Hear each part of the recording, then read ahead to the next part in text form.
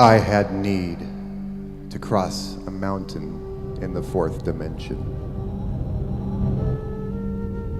It was tall, but distance in the fourth dimension is suggestive only.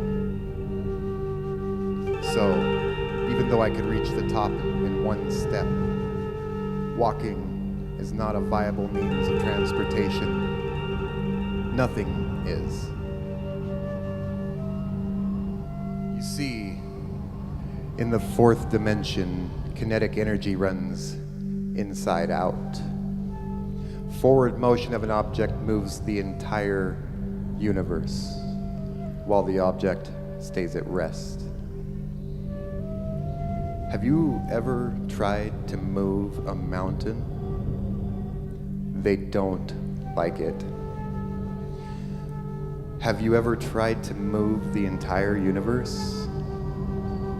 Well, it giggles, like it has just been tickled. No, the only way to travel in the fourth dimension is by keeping potential energy potential, or building intent. They are the same thing, after all. But there this mountain loomed beyond perceivable, visible, available space. It was purple,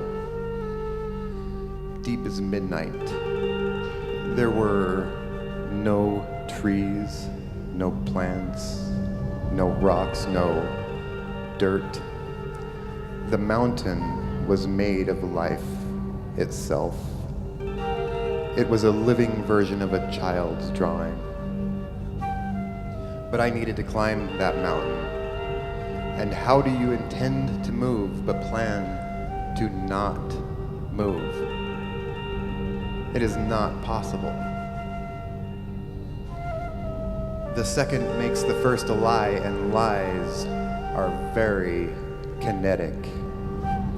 Fourth dimensional mountains do not like intentional mistruths. But I had to find a way to the top, so I reached inside my chest and dug down into my solar plexus and searching for my soul, and I found an orb with my hand, and I pulled it out. It was the size of a baseball, weighed as much as a hummingbird in flight, and vibrated with laughter and confusion. It radiated drops of inspiration that stung my skin.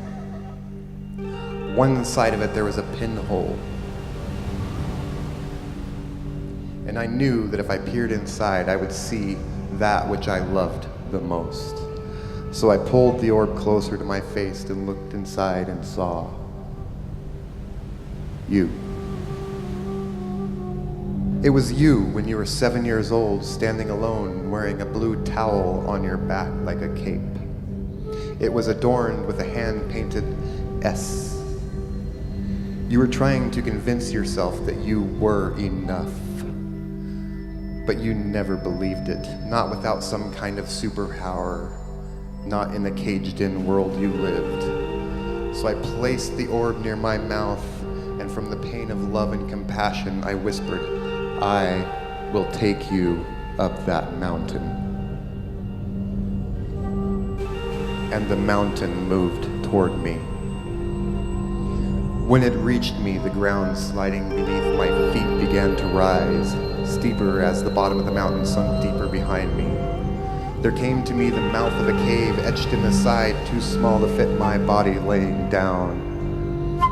But when it reached me, it swallowed me, and I slid through the half-cut trench in the mountain's esophagus.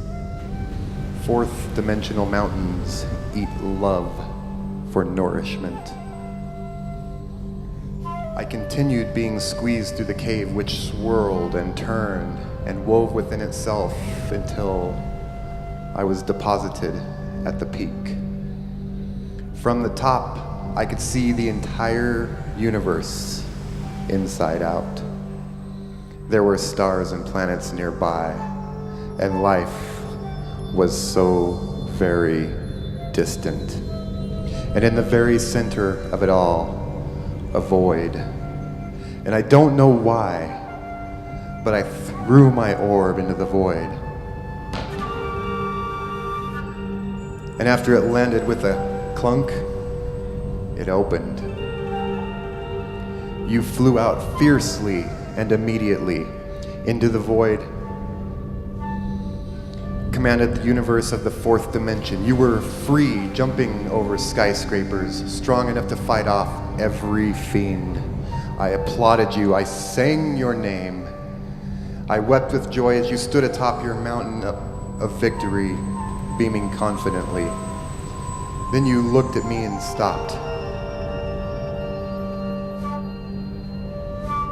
You smiled gently and said, "This is how we've always been."